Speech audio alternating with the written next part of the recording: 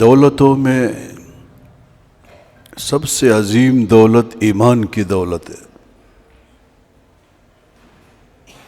اللہ تعالیٰ نے جنہیں نصیب فرمائی، مجھے و آپ کو اللہ تعالیٰ نے بن مانگے یہ دولت نصیب فرمائی ہے، اور ہمیں چاہیے کہ ہم اس دولت کی حفاظت کریں۔ آپ کے علم میں ہیں کہ جہاں دولت ہوتی ہے وہاں ڈاکو ڈاکہ مارتا ہے۔ ڈاکو کو پتہ چل جائے کہ فلاں گھر میں فلاں آدمی کے پاس سونا ہے، چاندی ہے، نقدی ہے، وہ ڈاکہ مارتا ہے، لوٹتا ہے اس کو، کہ نہیں؟ اسی طرح ایمان بھی ایک دولت ہے، اور بہت بڑی دولت، جس کا دنیا میں کوئی نعم البدل نہیں ہے۔ شیطان نہیں چاہتا کہ یہ دولت اس کے پاس رہے اور قبر تک لے جائے۔ اس کی یہ محنت ہے کہ دولت اس سے چھن جائے، یا برائے نام اس کے پاس یہ دولت رہے۔ بحیثیت ایک مسلمان ہونے، ایک مومن ہونے، ہم پر لازم ہے کہ ہم اس دولت کی حفاظت کریں۔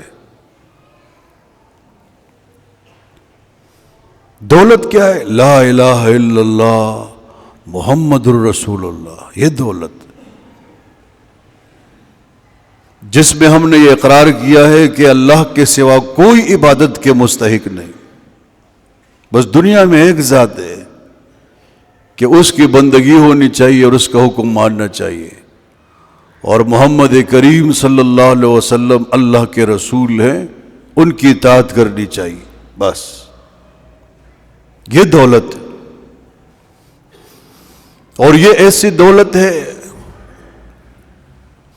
کہ اگر یہ موت کے وقت ہمیں یاد آ جائے، من کان آخر کلامہ من الدنیا لا الہ الا اللہ دخل الجنہ،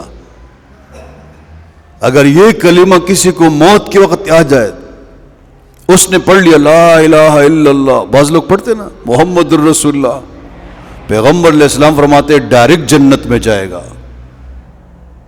کتنی بڑی دولت ہے نا، کہ ایک کلمہ پڑھنے سے، جس پہ اتنا ٹائم نہیں لگتا ہے، اس کے پڑھنے سے انسان کو بڑی دولت مل جاتی ہے، اللہ کی رضا، جنت کا دخول، بہت بڑی بات ہے۔ تو ہمیں چاہیے کہ ہم اس کی حفاظت کریں۔ حفاظت کیا ہے؟ اس کلمہ طیبہ کے جو تقاضے ہیں نا، تقاضے، ہم ان کو پورا کریں۔ صرف پڑھنا کافی نہیں۔ ایک عیسائی وہ کہتے ہیں میں مسلمان ہوتا ہوں، پچھلے جمعہ ساتھی تھے، کلمہ پڑھا یہاں پہ، مسلمان ہو گیا، اور اس نے کلمہ پڑھ لیا،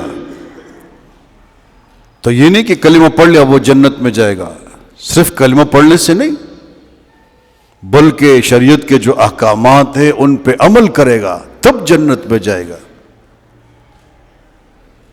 وہی زبان سے کہہ بھی دیا لا الہ تو کیا حاصل، دل و نگاہ مسلمان نہیں تو کچھ بھی نہیں۔